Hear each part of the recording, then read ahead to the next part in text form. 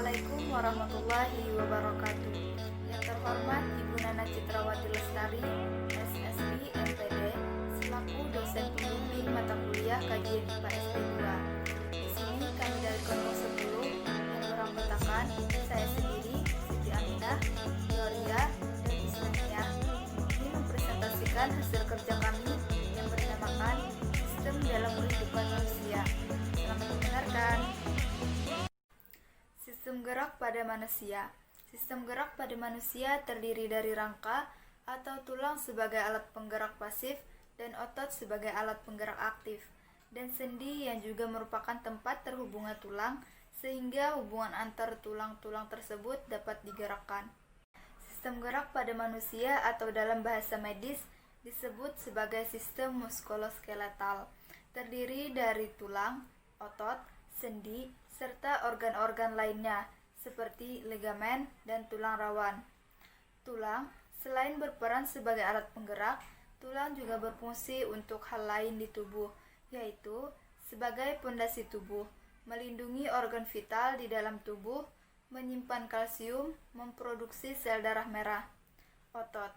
Otot ada dua jenis otot yang masuk ke dalam sistem gerak pada manusia, yaitu otot skeletal dan otot halus. Sendi. Sendi adalah sebutan untuk pertemuan antara dua buah tulang.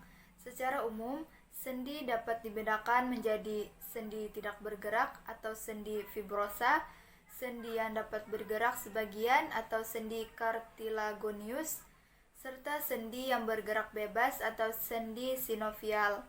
Selain itu, ada komponen lain yang berperan dalam sistem gerak manusia, seperti tendon, ligamen, tulang rawan, saraf, dan bursa. Selanjutnya, sistem respirasi manusia. Sistem respirasi atau sistem pernapasan manusia adalah rangkaian organ yang digunakan untuk proses menghirup oksigen dan mengeluarkan karbon dioksida.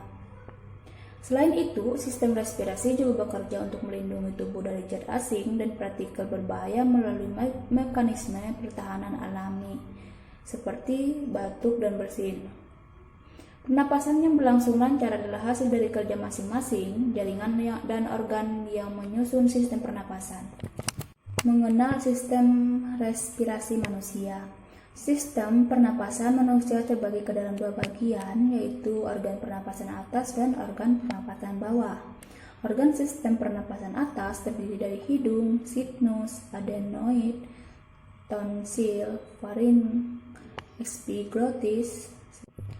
Organ sistem pernapasan bawah terdiri dari laring atau kotak suara, trakea atau batang tenggorokan, tulang rusuk, paru-paru, pleura, bronchiolus, alveoli, tabung bronkial, diafragma.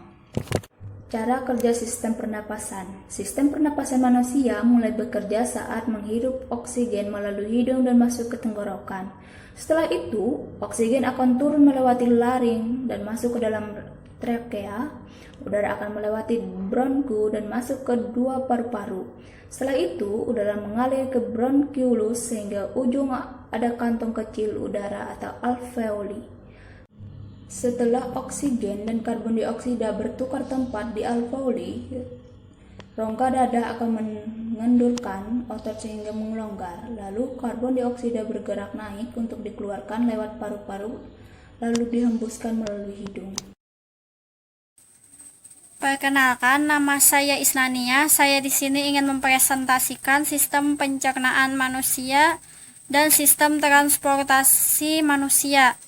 Sistem pencernaan manusia adalah sistem yang membantu dalam mencerna makanan yang dikonsumsi sehingga mudah dicerna oleh tubuh, yang berguna untuk menghasilkan energi. Sistem pencernaan manusia terdiri dari beberapa organ penting yang bertugas untuk mendistribusikan dan mencerna makanan melalui yang kita kenal sebagai saluran pencernaan, seperti mulut, kerongkongan, lambung, usus halus, usus besar, dan anus.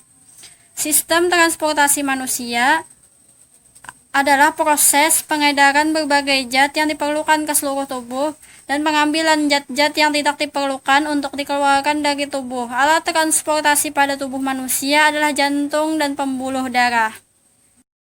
Sistem transportasi manusia ada dua. Yang pertama jantung, yang kedua darah.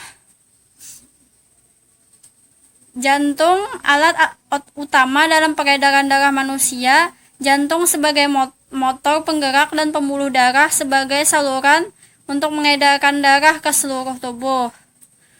Darah, cairan yang terdapat pada semua makhluk hidup kecuali tumbuhan.